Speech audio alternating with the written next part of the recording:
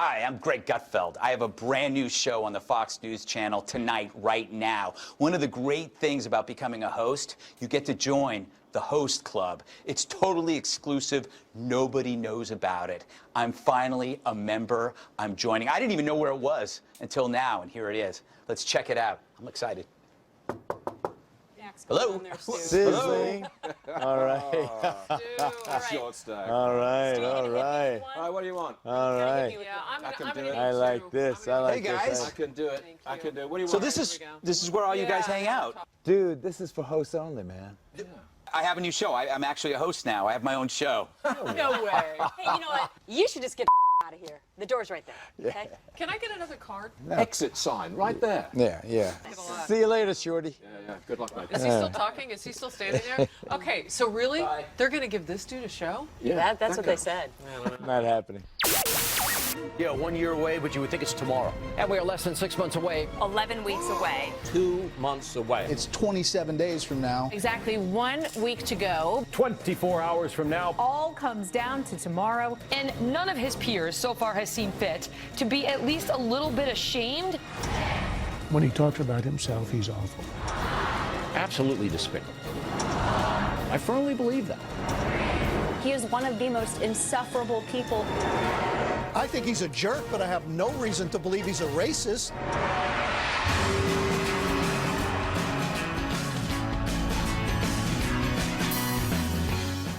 Hi, I'm Greg Gutfeld. Welcome to my new desk, and thanks for not watching CSI. It's a rerun. Tonight's topic, evil. Evil is bad. But how bad? To the pie chart. Evil contains 4 ingredients: depravity, cruelty, self-interest, coconut water. Without coconut water, evil is benign, like Canada. Add coconut water, Canada becomes France. See Quebec. So, who is evil? In a poll of liberals, 100% said conservatives. Among conservatives, 100% said liberals. In a poll of libertarians, 100% asked for weed. The point? Today, it's easier to call each other evil, for it eliminates the pain of debate. The science is settled. Everyone is now evil. Look at Hillary Clinton. 53% say she's not honest and trustworthy, as new details spill out about the Clinton Foundation. Politico reporting Sidney Blumenthal raked in $10,000 a month from the foundation, while giving Secretary Clinton unsolicited advice on Libya, despite a White House ban on him working for the administration. Hillary Rodham Clinton. How evil is she? Please. Hillary, 7 letters. Rodham, 6 letters. Clinton, 7 letters. 767. Remember that. The U.S. Code Title 18, Chapter 101 addresses crimes related to email records, which can be used to criminally charge Hillary Rodham Clinton. 767. Chapter 101. 767 minus 101. 666. The mark of the beast. Satan. 666. That's 3 6s. 3 6, 36. Hillary was 36 in 1983. The same year that Kiss first appeared in public without makeup. Kiss, K-I-S-S. What's that stand for? Knights in Satan's Service. A coincidence? Good question. I'd ask Hillary, but today is May 31st, the 5th month. 5, 31. Together, that's 36. 3 plus 6.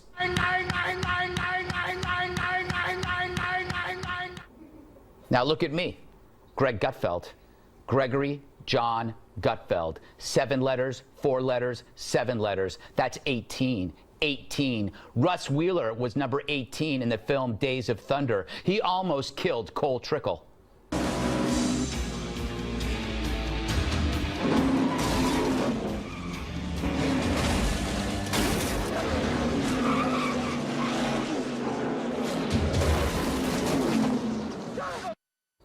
That, friends, is evil. See, we can find evil in anything and everything, which means we must prioritize real evil instead. First evil, ISIS. This week they killed 400 women and children in Syria, just for kicks. Earlier, they incinerated a woman for not agreeing to her own rape. On an evil rating, 1 being 0, like a singing cricket, to 100, a mass beheading, let's agree that ISIS hits the jackpot. Clearly, that's worse than not baking a cake for gays. Torching a girl is a true war on women, unless you see it as the next renewable fuel. Speaking of, number 2, climate change, the topic of many college commencements, even for our president. I'm here today to say that climate change constitutes a serious threat to global security, an immediate risk to our national security. And make no mistake, it will impact how our military defends our country. And so we need to act, and we need to act now. So what's missing? Context. Is this the hottest in history, even with this 17-year pause? Or have we been down this road before there were SUVs? Look, we can all agree climate changes, but what should be done beyond demonizing the anti-panic brethren who also happen to be scientists too? On the evil scale, global warming is 15, on par with men's sandals and pelicans. For context, here's what's worse than global warming: unclean drinking water, poor sanitation, impure heating fuel, poverty, lack of basic health care, lack of education, and of course, this. Goes like this. Tell me about it, something I know you, yeah. Used to tell you, talking on the show. You want the move, the move, the move. Jagger, baby. What is wrong with America? These are real-world problems which could be solved with the billions devoted to chasing a sliver of Celsius. So, number 3. Racism. It's safe to say it's evil. It's why I don't watch hockey. It's too white. And it's why I don't watch the NBA. It's too tall. But racism is viewed differently depending on the victim. Discriminate against blacks and you're done. Discriminate against Asians? Oh hum. Asian American groups just filed a discrimination complaint against Harvard over unfair admissions practices, claiming the quota system harms them. Did you hear about it? No, because they're Asians. We rarely see a mass Asian protest, well, except here.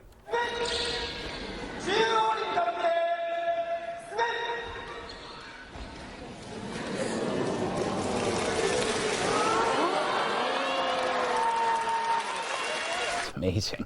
In short, racism is evil, but some is more evil than others, perhaps because blacks got it worse. Slavery, Jim Crow, dismissing these past sins is wrong and evil, but so is using it to sow division.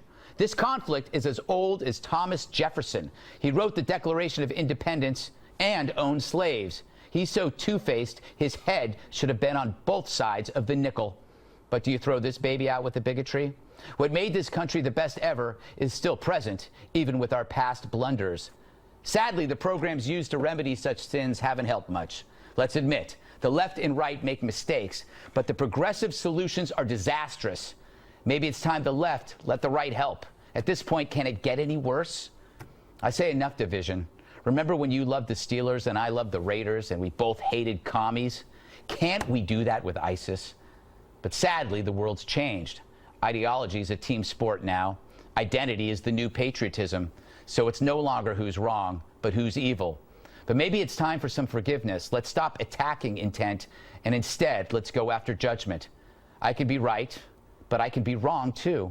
But evil, that's just silly. Period. Well, I'm excited. It's time to go to our liberal panel for a partisan debate on the problems of division. So, liberal panel, it's good to see you.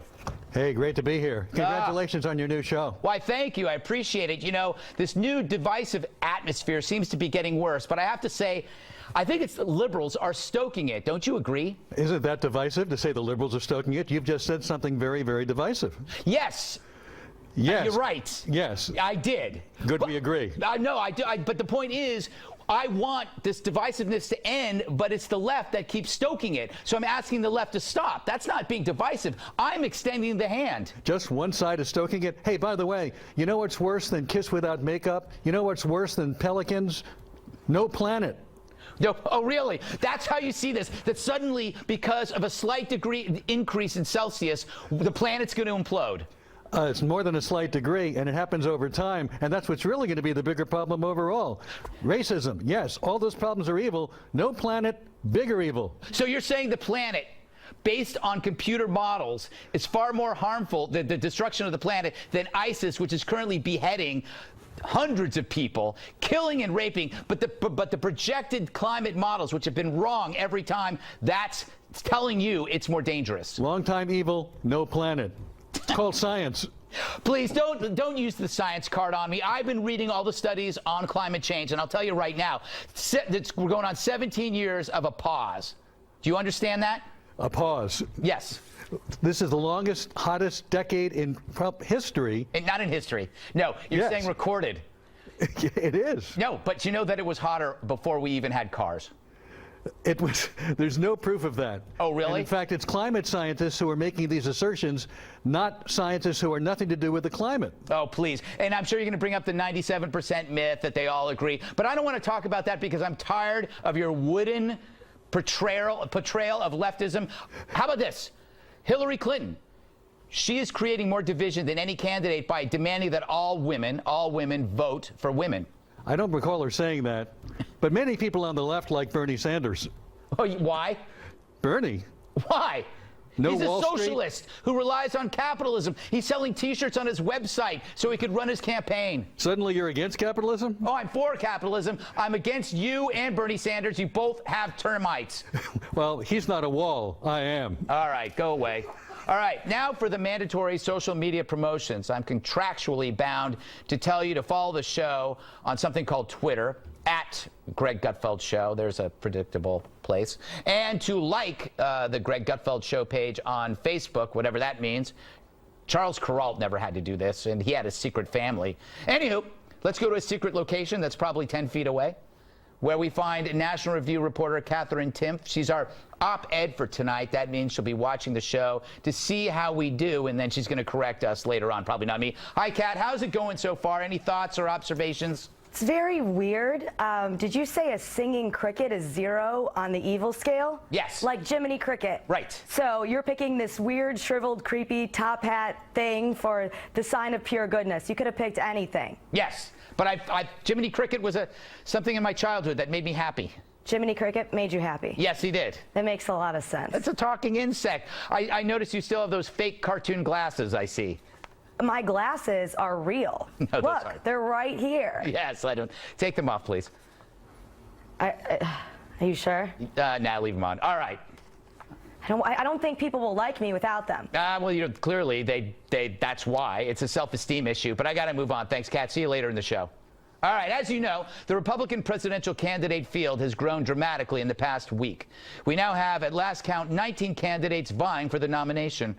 So let's take a look at what some of the presidential hopefuls have on deck over the next few days. Here's our first installment of a series that ponders the tough questions facing the candidates on the 2016 campaign trail.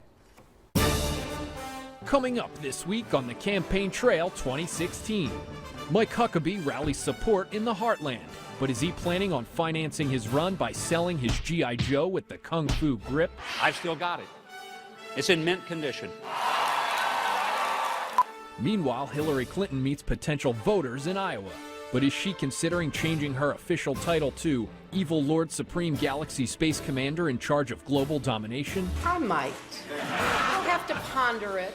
But I will put it on my list for due consideration. Marco Rubio will take a break from the trail to attend a private advanced screening of Star Wars The Force Awakens. But should he have to wait till December like the rest of us? Some suggest that I should step aside and wait my turn. But I cannot. Thank you. God bless you. God bless the United States. And finally, Rand Paul fires up his base. But when will he admit unicorns are awesome? Not now, not ever. Till next week on the Campaign Trail 2016. Now, a little breaking news. While that package was running, 25 more candidates have joined the Republican race, including actor Billy Zane, who's an American treasure, former San Francisco shortstop Johnny LeMaster, I'm glad he's still alive, Michael Anthony, formerly of Van Halen, and, oddly enough, a slow Loris. He could win on looks alone, probably. All right, now it's time to take a break. If you leave now, there's nothing I can do about it, so please come back.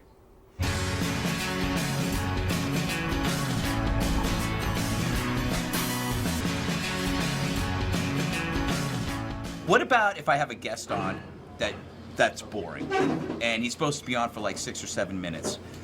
Do I abort it, or do I keep going? Or is there a way to save it? Well, you're a song and dance, man. You know what to do. I'll tell you exactly what you do. You cut to Huckabee on the bass. Yes. Well, my next guest has had the distinction of being a political pundit on all 608 cable news channels. He's currently the host of Fox and Friends Weekend. His latest book is called Politicians, Partisans, and Parasites 2. More Adventures in Cable News. It's the long-awaited sequel to his 2003 best-selling autobiography. Tucker Carlson was nice enough to stop by to chat about the book. And I got a ton of questions, so let's dig in. Let's get the first one out of the way. What inspired you to write a sequel in the first place? Well, when you write an autobiography at 32, it turns out there's a lot more life to live. And for me, God, I can't believe I agreed to do this segment. I could already tell it's a mistake. Oh, Tucker, you're so boring. Tucker this, Tucker that, blah, blah, blah. I'm starving. I think I have a piece of candy in my pocket. Would anybody notice if I ate it? It's a cherry gumdrop, my favorite. Gumdrops, oh, they remind me of Candyland. I haven't played that game in ages. If I ever played Candyland again, I'd play with Rob O'Neill. He killed Bin Laden. That guy seems pretty cool. Not like Tucker. Oh, God, Tucker, shut up. Is he still talking? Should I just let him keep going? Whatever, I'll just daydream till he stops.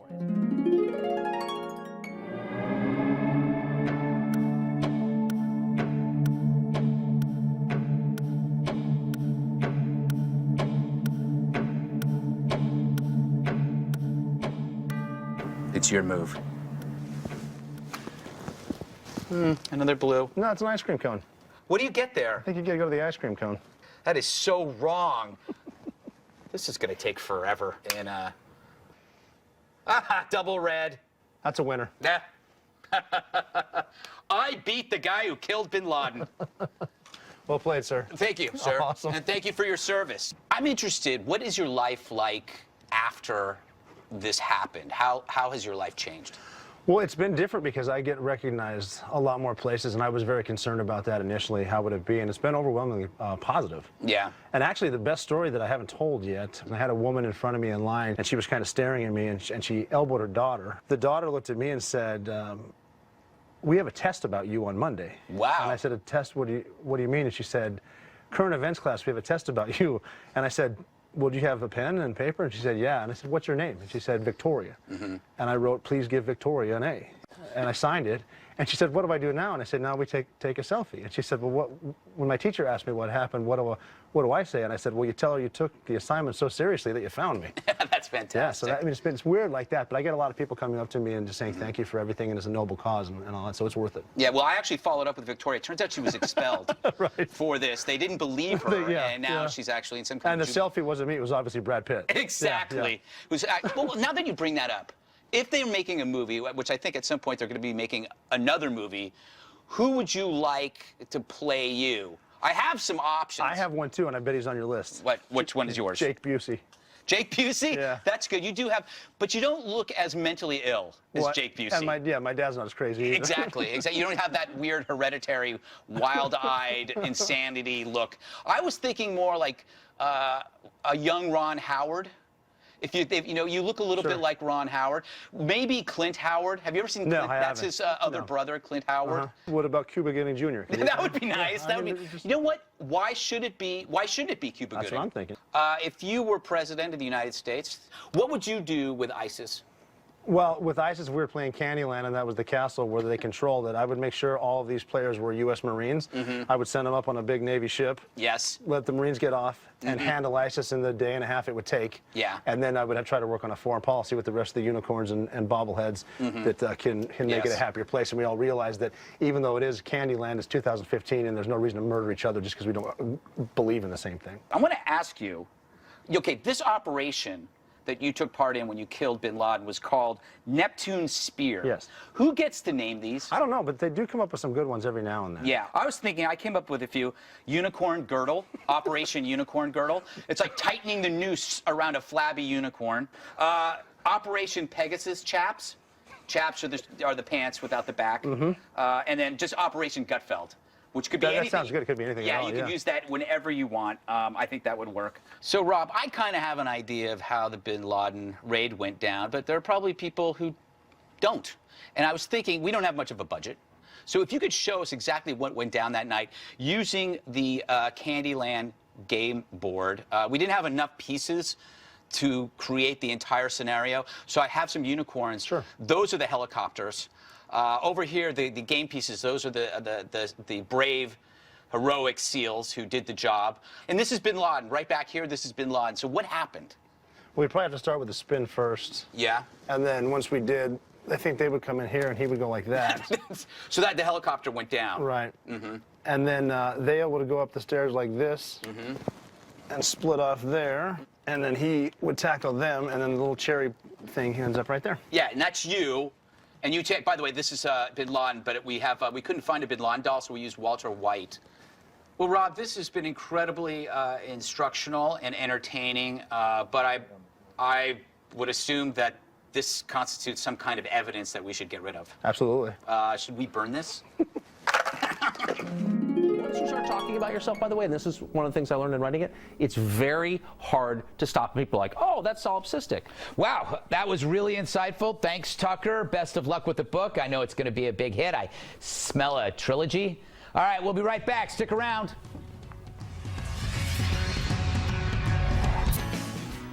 More breaking news about the presidential race. During the commercial break, 25 more candidates have joined. Some huge names here in this Republican batch, including Ken Wall. I loved him in Wise Guy.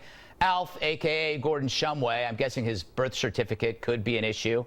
Helen Harris from Bayonne, New Jersey. I'm told she thought she was entering a raffle for a free Carnival cruise.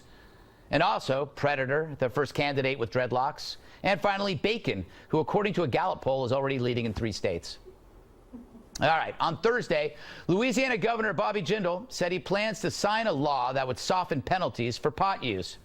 Now, in the sport of modern discourse, there's usually just 2 sides. With pot legalization, you're either for or against it. Right now, I'm for it because I believe humans must be free to seek their own relief, be it a martini or a joint, and government shouldn't decide it for you. I feel the same way about guns, food, and musical theater. However, with pot, I realize that I may be wrong, way wrong, especially about its effect on society, because I have no idea what the outcome will be for this country. It's not like I have to worry. I don't have kids, and I don't smoke pot, so it can't stunt my growth, and really, what's left to stunt? But I'm hoping the country will adapt like it did after Prohibition. But what if it doesn't? That's my fear. When I was a teen, alcohol had a counterweight found in family, community, and religion, which all helped rein in all of our drunks. We all knew that most men who suddenly showed up to Mass just got told by their wives, clean up or move out. Church was the suburban AA. But now with family, community, and religion in decline, every pothead can indulge a lifestyle free of those speed bumps. It's a bong hit bubble, a hazy world of video games, porn, Game of Thrones binge watching. It's hard to do stuff when you're high, but watching someone else do something, that's a breeze. So while I think a war on relief in a painful world only creates more pain, I can't be certain. But I do know if you watch the world go by from a sofa, it'll be over before you know it. All right, joining me now is someone who is conflicted as I am, me. So, Greg, it's good to see you. You look as great as always. Thanks, Greg. I've been working out more. I have Shep's personal trainer. He's a super strong guy. He's really refined my technique. Well, whatever you're doing, keep doing it. It's paying off big time. I will, Greg, but can we get to the questions? I have some charity work with some wayward teens that I need to get to urgently. I'm sorry. So as I was saying, I'm for legalization, but I think it could be bad in the long run, really bad. You agree? Well, I can understand the conflict, Greg, and I admire your honesty. It's why you have your own show, while many of your peers languish in obscurity. It's true. But however detrimental it might be to society, legalization could not cause more harm than the war on drugs already has. We have way too many people whose lives have been ruined because they were seeking some relief from a cold and brutal world. They just chose a different method than a martini or hot yoga. Well, your keen mind seems overflowing with so many insightful thoughts. You're a bright man, Mr. Gutfeld. Well, it takes one to know one, Greg. Maybe after the show, we can get together. You know what? I'd like that. I'd like that too, Greg. I'd like it a lot. All right. Well, before we go, that was awesome. A quick update on a story that we've been following. Earlier this month, a family of black bears startled a group of tourists on a bridge in Yellowstone National Park, sent them running for their lives. The bears ate every last one of them. I kid, the tourists are actually fine. But I couldn't help but wonder, what about the bears? So I sent a reporter to find out. Here's our first installment of Where Are They Now? Some tourists chased by bears at Yellowstone National Park after a mother bear became agitated when the people got too close to her cubs. Better That's a run no-no. fast. That was in 2015. Deborah Barrington and her cubs became instant celebrities after their tourist-chasing video went viral. The young ones went on to form the first ever all-bear boy band, Hibernation Nation. Their first album went platinum in just 12 minutes, and a U.S. mall tour followed. But the success came at a price. Following a fight in a Vegas nightclub with Russell Brand, Deborah, who was their manager, voiced her displeasure and was promptly fired. She tried to embark on a solo career, but at 4.5, was told by executives at Universal that she was too old for Hollywood. But a chance encounter with Alec Baldwin at popular LA restaurant Spago may have led to bigger and better things. The pair is teaming up this fall in a new comedy titled Hairy Situations. The legendary actor was asked how it compares to his last movie he did with a bear, The Edge. Well, I like that it's a little edgier. But as to the film's rumored surprise ending, he wasn't giving any clues. Maybe another real nail biter, so we'll see what happens. This has been a Where Are They Now? Well, congratulations to Alec Baldwin on his new project. Good things for good people. Well, it's time to take a break. If you leave now, I'll stab Tucker in the neck with an infected umbrella tip.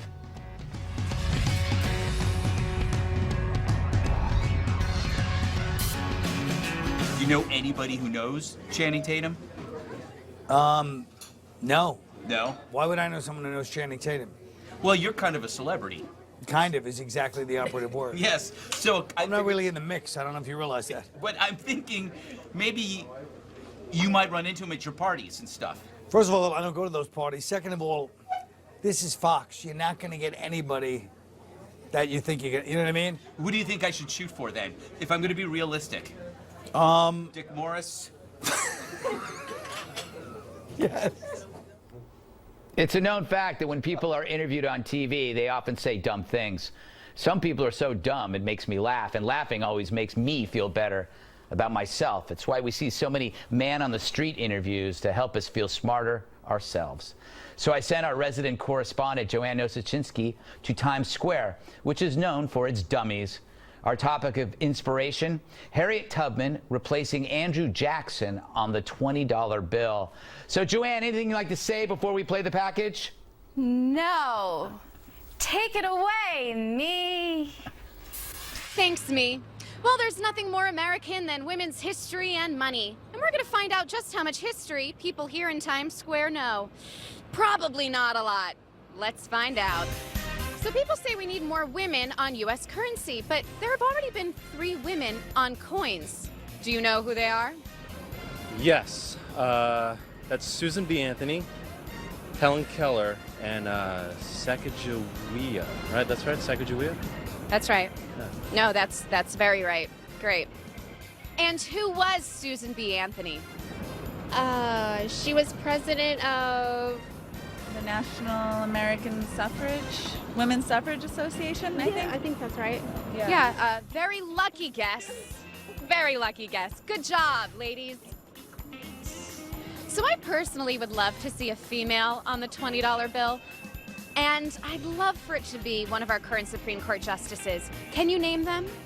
Ginsburg, Ruth Bader Ginsburg. Okay, well, obvious choice. What about the other 2? Sotomayor, I remember. Okay. And Elena Kagan. That's right. But what is Sotomayor's middle name? Maria.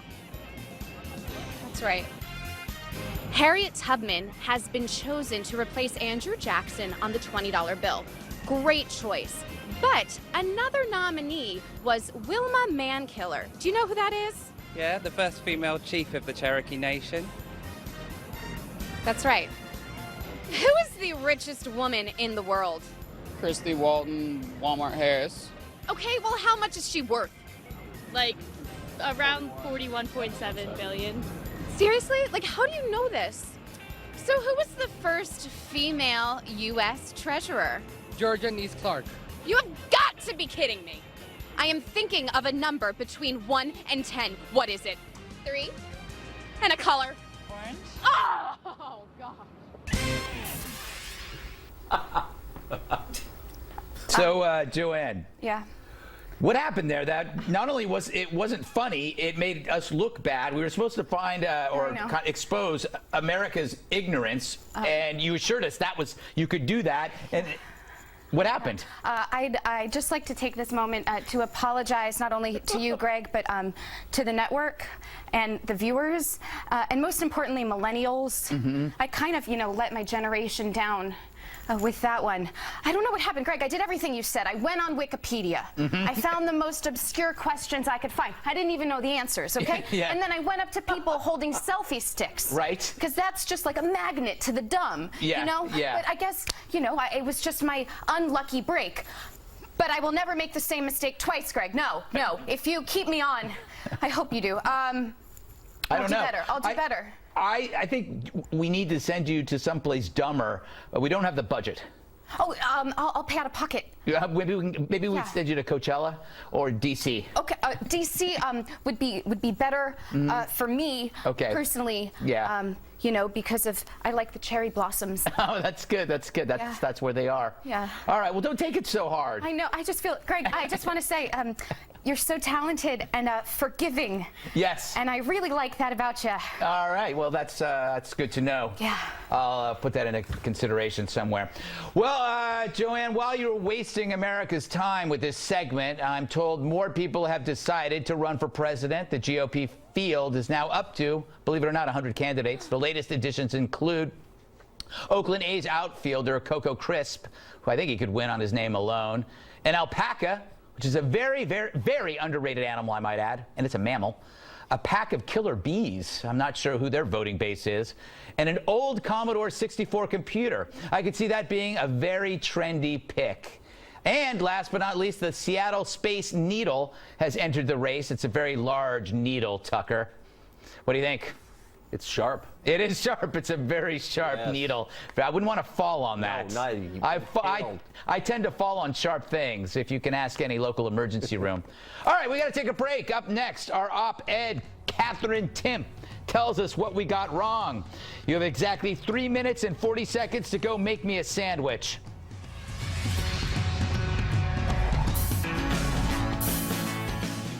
Welcome back to my show. Let's find out how the guests did and how I did tonight. Let's go to tonight's op-ed. National Review reporter Katherine Timpf, who needs a vowel. She's been watching the show all night, I hope, and now she'll assess exactly how many things I got right and how many things everyone else got wrong. Isn't that right, KT? No. First of all, I've been going through all your math and all of the Hillary is evil stuff. Right. And it turns out that it's not math. Well, then what is it? It was numbers. Well, also you said that Kiss went out into public without makeup for the first time in 1936. Not true. They weren't alive. What? I said it was 1986. Also, when is going to be the first time that you go out into public without makeup on? You know what? You're changing the subject. You were wrong. I said 1986. No, you didn't. I did. I'm ombudsing you. No, you're not. All right. Well, move on. You made a mistake. All right, I don't make mistakes. Joanne, if you wanted people to not know the answers, you should have asked harder questions. I thought they were hard. No, I mean, the only easier questions would have been if you asked about women's basketball trivia, That'd be the only easier thing I can think of. You picked like the second easiest thing. You're right. Yeah. You're right. Tucker, you said you laughed, you cried, you experienced the full emotional range. Yes, for the first time. That is not the full emotional range. Well, there was stuff in between. No, there's also polls. the laugh so hard you cry, the cry so hard you laugh. Right. The being not mad, just disappointed, the being disappointed, just mad. And those are just the ones I've had today. And envy, guilt, and shame. No, it was all of it was in there for sure. That was implied. Yes. Greg, you got a lot wrong on the pothead stuff. Well, explain to me what I got wrong. I'd love to hear it. Well, you are not really considering all the ways that potheads are contributing to the economy. Well, why don't you give me some examples? Snacks, Bob Marley posters, infinity tattoos, Visine. Urban Outfitters would go out of business completely. That's true. That's true. And the fast food industry, what about the fast food industry? Yes, but you know what? There's a lot of non-potheads that use the fast food industry, too. I don't know about that. Also, you saying that it's detrimental and makes people sit on the couch. It looks like liberal internet's not too happy with that. I'm seeing some headlines. Fox News host, drugs are the reason all poor people are poor. Oh, yes. So that's going to be a little rough. You might, I don't know. So, yeah, but then seriously, go out into public without makeup. I do all the time. I actually look better without makeup. I understand. The last time I did it, some kid looked at his dad and asked him if I had Ebola. And so that was a little tough. But you got to do tough things sometimes. Yeah. So how did this first show so far go? Comparing it to other firsts, like the first Star Wars or the Old Testament? I've never seen Star Wars. I've never read the Old Testament. Oh, wow. All right. Well, that's you've just... So you're the best. Thanks, Joanne. What? B minus. B minus? Okay. Well, that's all right with me. All right, Katherine, Joanne, and Tucker, thank you for being on this very first show. But it's not over, because for you at home, I have something to say after the break. But first, let's go to our live traffic cam outside the studio. It's really a madhouse. A lot of people trying to get in to see the show tonight. They couldn't make it. But it's a great sign for us. The buzz about the show is really building. Joanne, as you noticed, they got rid of the traffic lights to see if it would flow even better. And clearly, it does make things smoother.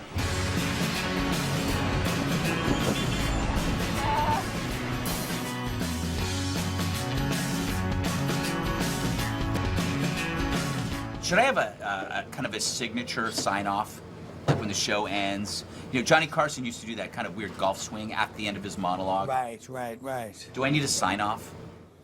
Yeah, maybe something, how about this? I like that. That's good. That's a good one. That's a really good one. All right. Did you like the show? Good. You're weird. But weird is good. Weird is normal. Because these days, the script has been flipped. What was once normal is now odd. What used to be edgy is now mundane. It's why we had to cut out our health segment. Here's how it works. This suction device creates a vacuum inside of each cup. These cups are then placed on various acupuncture points on the body and either left still or moved around the skin in a massage-like motion. Okay. Oh, that doesn't hurt at all. I know, it may look strange, but I can tell you, cupping really does feel like a deep tissue massage. Now, I can promise you from here on in, this show will not be edgy. Edgy was a term created to pawn stupid stuff off as cool when it's just plain bad, like probiotic yogurt. Edgy commentary pretends to be risky, mocking the faithful, taking jabs at things people fought and died for. That's not risk. It's a costume for the vacuous. These days, risk is doing something the media derides. Saying you love this country, cops are awesome, our military rules, identity is silly. All of that creates a smirk, stretching from the Upper West Side to the backyards of Brentwood, a snickering dismissal of an intellectual class trained by the Comedy Central applause sign. Real risk is looking at new things in an old-fashioned way, unafraid that everyone else hates you. And the fact is, if you're watching me now, they already do. Watching Fox News on a Sunday night is the equivalent of shooting kittens from a Humvee made of dead smelt. It's like smothering baby lambs with stacks of $1,000 bills. It's like eating a goulash made of homeless people. It's offensive to people who think biology is a social construct and wealth is a measure of greed. If you're watching this show, then congratulations. You're not like them. You're one of us, and we're glad you're here. Here's what's on the show next week.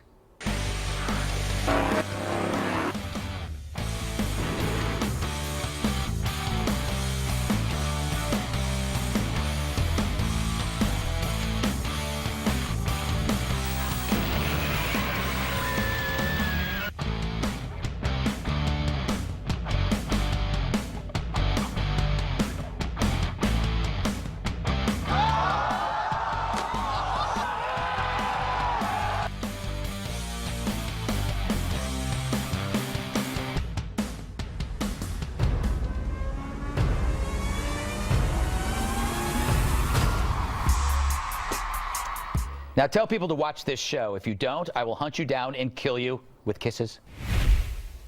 Period.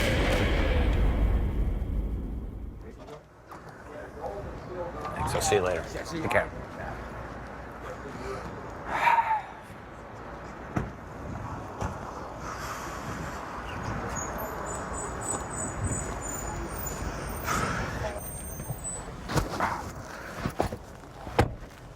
So how was the show? Don't ask. Same place? Are they expecting us? Everything's all set up just exactly the way you asked. Do we have the wax? Hot and melted. Way I like it. Let's get the hell out of here, Lou. Here we go.